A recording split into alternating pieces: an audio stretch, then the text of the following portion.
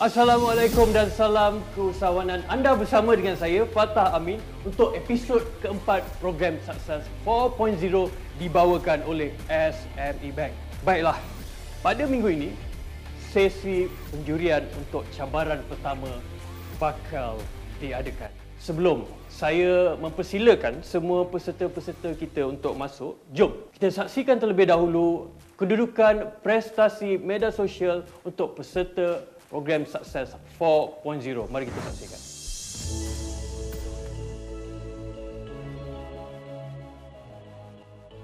Untuk episod kali ini, peserta akan diberikan masa selama 2 minit untuk membuat pembentangan mengenai bisnes mereka untuk dinilai oleh barisan juri kita.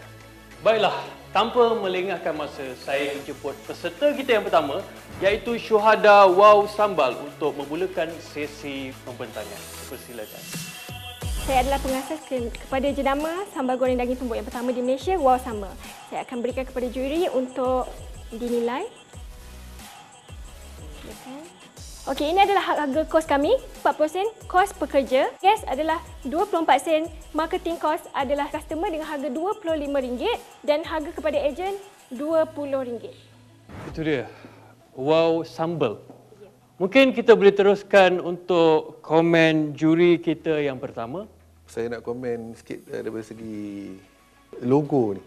I think kena improvise sikit. Yang lagi satu saya nak tengok yang tadi jualan you 1000 unit kan?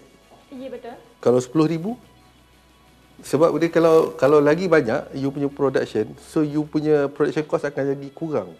Betul. So you kena ada preparation benda tu sebab business ni is always grow. So what is about your future? You punya future sales kan? Sure, you berniaga kurang daripada 1 tahun. Ya, betul. Proses mendapatkan halal ni macam mana you boleh dapatkan begitu cepat?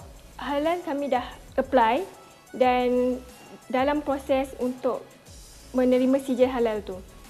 Tapi you ada halal di sini. Tapi kita tak ada ISO number. Kita belum letak ISO number. Jadi boleh diletakkan halal? Saya diberitahu boleh. Mungkin saya kena check. Saya kena check. Baiklah, itulah dia sebuah sedikit komen-komen daripada juri kita. Sekarang ini kita ingin menjemput Zaim Bos Miao untuk memulakan sesi pembentangan. Jadi pasaran ini baru saja di Malaysia, belum lagi dikira di pasaran luar negara. Sebab itu, kalau kita lihat pada costing pula, dan costing untuk satu produk lebih kurang dalam RM11. Manakala kita jual ada dua harga, satu harga ejen, di mana satu harga RM20, satu harga lagi ialah RM29. Kita akan dapat 17%, iaitu RM11,000 lebih untuk untung bersih sebelum cukai. Hello Zaim, apa khabar? Alhamdulillah baik, Malia. Berapa lama dah start bisnes ni? Dah setahun 5 hari. Okey, so memang full time buat ni lah. Memang full time buat ni. Sebelum ni sebenarnya dia bermula sebab COVID juga. Dulu saya memang dah hasilkan benda ni, tapi untuk kegunaan lain. Cita-cita dia ialah untuk supply sebagai bahan bakar. Tetapi apabila pandemik, kita tak boleh nak supply sebab market ialah market overseas. Apa pengajaran yang Bos Miao dapat daripada mentor catatan yang boleh di-apply kepada you punya bisnes? Banyak sebenarnya yang saya belajar. Tetapi yang paling meninggalkan kesan kepada saya ialah macam mana nak kembangkan bisnes. Sebab saya ada bermula dengan satu produk cat litter ni, macam mana saya nak tackle market-market lain bagi nak kembangkan, maksudnya pelbagaikan produk. Jadi, untuk peserta kita yang seterusnya, saya akan menjemput Ari Homeland untuk memulakan sesi pembentangan. Company saya belum beroperasi lagi dan saya tunggu untuk beberapa lesen, iaitu lesen halal untuk bermulakannya. Okey, makanan saya adalah premium frozen food, iaitu selected dan berkualitinya. Okey, estimate sales saya adalah 37,000 lebih dan profit saya 26,000 dan clean profit saya ialah 12,000. Tapi barang-barang yang Ari jual ni barang-barang yang dikonsum oleh T20 lah, golongan-golongan T20. Okey. Jadi berapa persen populasi di Klang yang tergolong dalam golongan T20 yang mampu nak beli? Sebab tadi tengok selling price RM125, kan, RM50, RM60 kan. Itu bukan kebanyakan orang boleh beli. Ya, betul. Pasal tu saya ada retail shop dengan saya nak buat delivery tu. Saya ada website platform. So orang Selangor boleh buat order dan melalui website dan kita boleh buat pengantarannya. How do you manage untuk dapat harga yang begitu rendah daripada kompetitor? Kerana saya dalam bidang logistik ni dari umur 21 tahun, umur saya sekarang 26. So import export I know the main dealer lah. The group ataupun you punya target group. Target group, ya betul. How far you? Masa kita nak tengok saya pricing saya compare to saya punya opponent, price saya kurang juga. Yang lobster sebenarnya harga dia 700 lebih. Compare dengan harga yang saya jual tu, saya jual 200 lebih je. I think semua orang pun boleh consume dengan harga tu. Terima kasih. Ari. Terima kasih Fatah. All the best. Baiklah, tanpa melengahkan masa lagi, kita menjemput peserta kita yang keempat, Atirah Magic Ruler untuk membuat pembentangan. Saya Nur Atirah Razali, founder dan juga tenaga pengajar, memilih perniagaan ini kerana saya ingin memberi impak kepada komuniti bahawa kemahiran jahitan pakaian ini senang saja menggunakan kaedah inovasi iaitu The Atirah Design Magic Ruler. Kos harga dan jualan iaitu RM85 untuk harga kos, dan kami juga bukan saja membuat produk, kami juga memberi training menggunakan kaedah inovasi. Mungkin kita boleh teruskan kepada Datuk Sani untuk memberikan sedikit komen. Yang you nak jual ni is your product ke ataupun you nak menghasilkan produk? Tak, bisnes model saya ada dua, iaitu menjual produk dan juga memberi training menggunakan kaedah inovasi. You menghasilkan produk. Market produk is a different. Menghasilkan produk segmen yang lain. Tapi apa yang you tunjukkan tadi, saya sendiri tak faham tadi. Ya, betul. Tapi bila you explain ni, saya boleh faham. Tapi mengambil masa. Ya, betul. Atirah tahu tak actually nak jadi usahawan ni kan? What is the number one thing? Kita sebagai usahawan kena selalu belajar. Walaupun kita tahu sesuatu benda, kita... Okay, tak apa. Sebelum belajar tu, apa? Ia adalah fokus dan komitmen. Sebelum fokus, the first thing, you have to be confident. Ya. Okay? Yes. You have to be confident dengan you punya apa you jual ni, you punya produk, dengan you punya presentation, apa yang you nak sampaikan. Okay? So my message to you is confidence tu kena. Nak tahu apa nasib 6 peserta Sukses 4.0 yang lain? Kita tunggu selepas ini. Kembali semula dalam program Sukses 4.0. Tadi kita telah melihat 4 peserta membuat pembentangan. Dan kali ini kita nak menjemput peserta kita yang kelima, Huzaifah Pinjam.co untuk memulakan sesi pembentangan. Dipersilakan. Assalamualaikum and hi. My name is Huzaifah from Pinjam.co. So we have seen platforms like Shopify, Lazada, Shopee and all that. They are all focusing on buying and selling. Let me ask you, have you found any platform focusing on rental? And that's why we came out with Pinjam.co. Right now we have around 94 merchants, which brings us 31.7k of profit. And also in terms of costing, we have mostly our cost is on human capital. Rental businesses rise again. Thank you so much. Mungkin kita boleh teruskan komen daripada juri, Encik Hamdan. What are the reasons actually orang tak masuk dalam this business? When we talk about rental industry itself, it's big. Tapi untuk kita go to that, kita perlu help these small rental businesses untuk grow first. They need to go digital first. So that's why we are here to help them to go digital. Baiklah, untuk peserta kita yang seterusnya, iaitu peserta kita yang ke-6, saya menjemput Hafiz Diva Scarf untuk membuat pembentangan. Dipersilakan. Baiklah, terima kasih. Hai, saya Hafiz Nasir, pengasas Tudung Bawal Tanpa Serika. Bagaimana saya bermula? Semuanya bermula dengan idea gila. Saya nak namakan Devil Scarf, nama tudung syaitan. Tapi bos saya di Citibank kata tak boleh. Jadi kami tukar kepada Diva since nama University Life. So kenapa tudung bawal? Tudung bawal ni mudah dan malas segar. Tak ada expiry date. Inilah tudung bawal saya. Saya jual tudung bawal dengan 4 gaya berbeza dalam satu tudung. It's innovation. Bagaimana saya menjual? Saya letakkan pada 4S sebagai konsep. Konsep bina saya menjaga stok, store, staff dan sale. Tudung jika saya kira assumption 10, RM10, darab dengan 12 man, darab dengan 11 million. Inilah 1.3 bilion. Okey, keupayaan menjual saya ada online. Dah pergi naik lori truck. Hanya ke utara saya boleh mendapat dalam masa 3 hari, saya dapat 30,000 dan 4 hari di selatan saya mendapat 40,000. Baiklah, itulah dia pembentangan daripada Hafiz yang sangat yakin orangnya. Jadi saya mempersilakan mungkin Encik Azri boleh memberikan sedikit komen kepada Hafiz. Okay, soalan saya, dalam lambakan founder mengeluarkan tudung, macam mana Hafiz distinguish Diva Scarf ni? Kami datang dengan tudung pilihannya seperti mana yang saya pergi sekali lagi. Saya tidak jual tudung bawal yang biasa. Saya datang dengan tudung bawal tanpa setrika dan 4 desain dalam satu tudung. Jika awak lihat, awak pusing kali pertama, pusing kali dua, kali ketiga, kali empat, awak akan mendapat desain yang berbeza. Tapi maknanya selepas ini tak akan ada orang boleh buat desain bawal 4 desain. Betul, saya sudah patentkan di IPO. Kalau begitu memang bagus. Jadi saya ucapkan selamat maju jaya kepada Hafiz. All the best. Baiklah, untuk peserta kita yang seterusnya, dikatakan idea yang akan dibentangkan oleh beliau sangat-sangat menarik dan cukup unik. Kalau nak tahu di mana uniknya, mari kita jemput peserta kita yang ketujuh, iaitu Khadijah MySite untuk memulakan sesi pembentangan. Dipersilakan. MySite merupakan sebuah pelantar digital yang memudahkan proses rawatan psikiatri melalui pendigitalan psikointervensi. Jadi kenapa saya namakan MySite? Ada dua sebab. Dari sudut pakar psikiatri, dia mendapat akses kepada pesakitnya. Dan dari sudut pesakit mental pula, dia mendapat akses kepada rawatan psikiatri yang lebih efisien. So, MySite, My Psychiatry, MySite. Kos operasi, RM10,000 untuk kos pemasaran, RM22,000 untuk kajian dan pembangunan. Saya anggarkan pendapatan dalam masa setahun boleh dapat RM800,000 sekiranya ada 20 klinik yang menggunakan platform ini.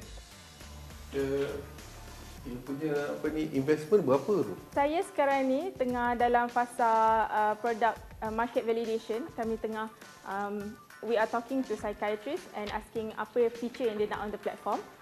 Jadi sekarang ni masih belum ada market ready punya platform lah. Jadi untuk ini anggaran kos ni adalah investment pertama lah. The more the users, the higher the margin. Okey, macam ni. Benda ni you belum start lagi kan? Belum. Tapi you punya projection terlampau tinggi. Macam tak logik. Baiklah, itu dia penjelasan daripada Khadijah dan terima kasih kepada juri-juri. Baiklah, untuk peserta kita yang seterusnya, merupakan antara peserta yang paling muda untuk program Sukses 4.0. Jadi saya jemput Nakib Sagu Hakti untuk memulakan sesi pembentangan. Dipersilakan. Nama Nakib Haziq bin Ramlan, pengasas kepada Sagu Harti, Sagu Gula Melaka Berperisa, Real Taste of Heritage, Tagliner.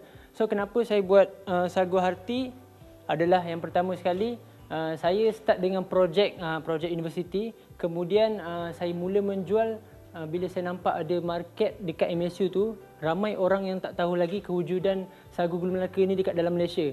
Jadi saya ketengahkan produk warisan ini untuk saya bagi tahu, especially young generation, yang kita ada produk sebagus ini. Dan seterusnya saya mula menjual, start dengan 50 cup, 100, sampai paling banyak saya pernah jual sehari sebanyak 400 cup. Dilihat secara dekat. Baiklah, saya mungkin beri ruang kepada Puan Alia untuk memberikan sedikit komen kepada Nakib. Okey, Nakib. So tadi you cakap yang you ada market dekat FB, IG, YouTube, TikTok, betul tak? Betul. Okey, tapi I tengok you punya score for this orang kata Success 4.0 adalah 7.4, okey. Antara one of the lowest. Nakib kata Nakib sebelum ni ada buat marketing, mesti ada experience kan dekat sana. So boleh tak you comment kat I? That's my first question. Kenapa you rasa result you low kat sini? And secondly, you ada cakap yang healthy food. That's your claim, cumanya I nampak ni in my mind, first thing yang comes to my mind adalah gula, kan? Betul tak? Coklat. Saya punya comment is your claim tu has to be very, orang kata, berasas lah, right? Tapi your sugar ni, per gram ni satu ni? Yang sugar tu tak sure lagi. Tak sure. Sebab very important. If you want to go, macam nak think, kita nak think big kan, nak go global. Of course you kena tahu karbohidrat berapa, calories berapa, gram berapa kan? Itu dia pesanan yang sangat-sangat berguna daripada juri kepada Nakib. Kita tinggal 2 peserta saja lagi yang belum membuat pembentangan. Kalau anda nak tahu apakah nasib 2 peserta kita kali ini, kita kembali selepas ini. Kembali semula dalam program Sukses 4.0. Baiklah, untuk peserta kita yang seterusnya, erlinakanas.co untuk melakukan pembentangan. Dipersilakan. Okey, nama Kanas.co inilah berasal daripada inspirasi daripada dua adik-beradik bernama Kayla dan Anas ketika mereka terperangkap di dalam rumah ketika PKP fasa pertama. Jadi kami tahu ibu bapa lain juga mempunyai masalah yang sama kerana anak tiada aktiviti. Di situ disebabkan demand, kami pun meneruskan perniagaan ini untuk menyelesaikan masalah ibu bapa ketika anak terperangkap di rumah. Jadi range produk kami adalah daripada RM69 yang paling murah dan kolam yang terbesar yang kami ada adalah 88 cm berharga RM360. Dan ini adalah profit and loss kami. Kami berjalan dalam masa setahun. Kami adalah daripada RM35,000 ke RM60,000 dan kami membuat solely hanyalah online marketing via Facebook dan Instagram dan kami strong dalam Facebook saja. Mungkin juri kita Encik Azri ingin memberikan sedikit komen. Terus terang saya tak faham. Produk ni produk apa? Produk ni lah barangan kanak-kanak yang kami barangan kanak-kanak tu barangan apa? Barangan kanak-kanak yang boleh dimainkan sebab kami keluarkan. You cipta sendiri ke atau you bawa daripada luar? Ini barangan daripada ekspor daripada luar. Negara jiran. So sebenarnya you adalah online store lah. Yang mengeluarkan barang kanak-kanak, contoh macam kolam, tak ada lagi branding yang untuk Malaysian brand. What if saya Google, saya jumpa supplier yang sama, saya jual murah daripada awak? Macam mana? Barang-barang kanak-kanak ni macam ni je lah. Kita kena create trust daripada customer. Kalau diorang dah trust kita, walaupun barang kita mahal daripada orang lain, mereka tetap beli. Saya nak mengucapkan terima kasih kepada Lina dan all the best to you. Terima kasih. Kita sudah sampai ke peserta yang terakhir. Jadi tanpa melengahkan masa, saya ingin menjemput Hazikah Kapsul Studio untuk membuat pembentangan. Dipersilakan. Hari ini saya nak share macam mana dokumentari boleh bantu peniaga mikro sustain the business. Masalah peniaga mikro 33,000 orang ni satu je. Produk best tapi orang tak kenal produk sebab tak cukup bajet untuk buat marketing. And I'm like, doku sebagai marketing tool, why not? Inilah dia, on the way. Saya menggunakan proses restart business mikro yang terkesan akibat pandemik sebagai cara saya buat dokumentari ini. Macam mana nak buat? Saya dengan tim saya set up production house bergerak dalam camper van ataupun mungkin dalam bas Sunny Express. Kita reach out and hype upkan balik bisnes ni dengan menggunakan teknik filmmaking dan investigative journalism. Apa ni Hazikah? So bisnes ni you dah start ke? Dah start. Sebelum ni saya memang seorang penerbit dokumentari. Sekarang ni kita nak raise fund untuk buat next dokumentari lah. Hazikah, Ya saya. you are charging them, isn't it? No, we are co-creators. So, what happened? We work together and daripada untung bersih yang kita buat ni, there's a possibility untuk kita channelkan balik kepada all these peniaga mikro sebagai co-creators. Hazikah, I mean your presentation ni, I notice you tak ada slide you punya profit and loss or any financial costing and all that. Can I know why? Because I would like to share about why on the way first. And if you'll be interested, let's meet again. But you don't have any orang kata plan for, as you know, kan usahawan ni, we always project for the future kan. So one important element projection ni adalah dollars and cents lah. Fortunately or unfortunately, if I don't plan my numbers, apa orang kata failure to plan is planning to fail. Itulah dia pembentangan terakhir daripada Hazikah dan juga komen-komen daripada para juri.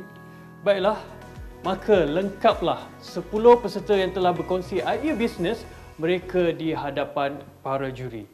Saya mahu menjemput semula iaitu kumpulan Milk Tea yang telah tewas di cabaran bersama mentor Chatime untuk menghadap barisan juri kita. Persilakan. Tapi sebelum tu, mari kita lihat VT ini. Tadi kecoh sikit di mana kumpulan Milk Tea telah menjual minuman yang telah mereka buat. Jadi saya terpaksa pergi panggil customer tu balik dan pulangkan balik duit mereka dan terangkan di mana kita memang tak boleh jual minuman yang tak dapat lagi approval. Selain daripada itu, apa yang kita suruh mereka buat adalah untuk membuat minuman dan bukan untuk menjual minuman tersebut. Jadi, mungkin ada komen daripada juri-juri kita tentang cabaran pertama yang telah dilakukan oleh kumpulan Milk Tea. Pertama saya nak tahu dalam your organisation ni siapa leader ni? Saya leader. Siapa yang memberi arahan untuk menjual tu? Sebenarnya bila customer masuk tu, kita ingat itu adalah sebagai salah satu tugasan juga. Maknanya your team tak tahu pun matlamat tugasan. Setuju? Kami ingat bila customer masuk, itu adalah a part of the task. Adakah anda di-brief dengan jelas untuk tidak menjual? Tidak. Tapi macam mana pula satu grup lagi tidak menjual? Sebab diorang buat selepas kami. Bila kita orang tanya diorang kata diorang pun tak faham. Tapi bila diorang tahu yang kita orang tidak dibenarkan berjual, so diorang dah alert daripada awal. Ada plot twist. Baiklah, itu dia komen daripada para juri kita. Dan terima kasih saya nak ucapkan kepada kumpulan Milk Tea. Semoga selamat maju jaya dan boleh memperbaiki untuk cabaran pada akan datang. Terima kasih. Inilah masa yang kita tunggu-tunggu. Siapakah yang bakal tersingkir? Sekarang ni kita akan tunggu selepas sesi perbincangan juri bersama Master Azril dan juga Mentor Aliza. Walaupun daripada mula ada yang fumble apa semua, tapi I think their ability for position themselves. Jadi kita dah bagi dia social media task tu adalah untuk promote Chatime. Bisnes dia not even a business entity pun. Kalau dibagi peluang, who should be the bottom one? Sebab experience tak ada. I'm easily find in Shopee. If I were her, how I would do it, I would actually tell that my company does events. Selesai sudah perbincangan untuk menentukan nasib peserta-peserta sukses 4.0 bagi pusingan kita yang pertama. Baiklah, keputusan sudah berada di tangan saya. Saya dengan ini ingin menjemput 4 nama ini untuk masuk ke dalam ruang penjurian. Dimulakan dengan syuhada. Ari, Zaim, dan peserta yang terakhir, Hazika, untuk bersama dengan rakan-rakan anda. Sekarang ini saya mempersilakan ketua juri kita iaitu Encik Hamdan untuk memberikan sedikit ulasan kepada 4 peserta yang berada di hadapan ini. Okey, saya mulakan dengan Hazika. I think you know why you are here. Kenapa you dipanggil ke depan? Okay, you tahu. You are the lowest score dalam this media reach dan paling ketara adalah you miss presenting the topic pada hari ini. Zaim, walaupun pakai tengkolok, you fail to project dalam you punya raw material. Price dia sentiasa naik. Something missing dalam you punya presentation. Ari, plug from air, basis tak kuat, no strong justification on the projection. We don't know. Syuhada, you sepatutnya bertanggungjawab kepada kekalahan of your group.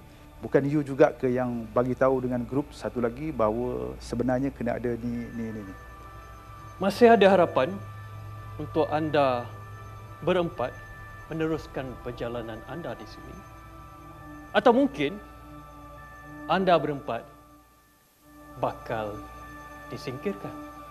Jadi saya minta Hazika untuk tampil satu langkah di hadapan anda. Saya dengan ini berat hati dan ingin mengumumkan bahawasanya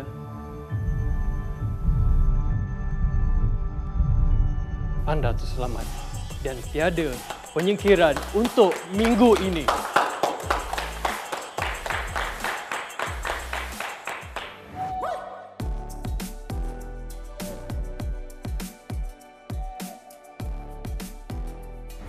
Jangan lupa follow Instagram dan Facebook Sukses 4.0 dan saksikan Diari Sukses 4.0 di YouTube Sukses 4.0. Di mana saja anda berada, anda berpeluang untuk menyertai kuis Sukses 4.0 dan bakal memenangi hadiah sebanyak RM10,000. Baiklah, kepada penonton di rumah, jangan lupa saksikan program ini di hari dan waktu yang sama di esok awani. Assalamualaikum dan jumpa lagi.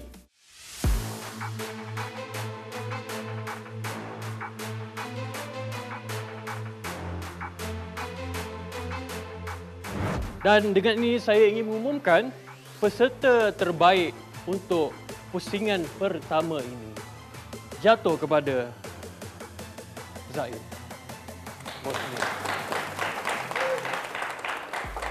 Saya dengan ini menjemput mentor kita, Aliza Ali, untuk memberi sedikit cenderahati kepada pemenang untuk cabaran kali ini. Persilakan.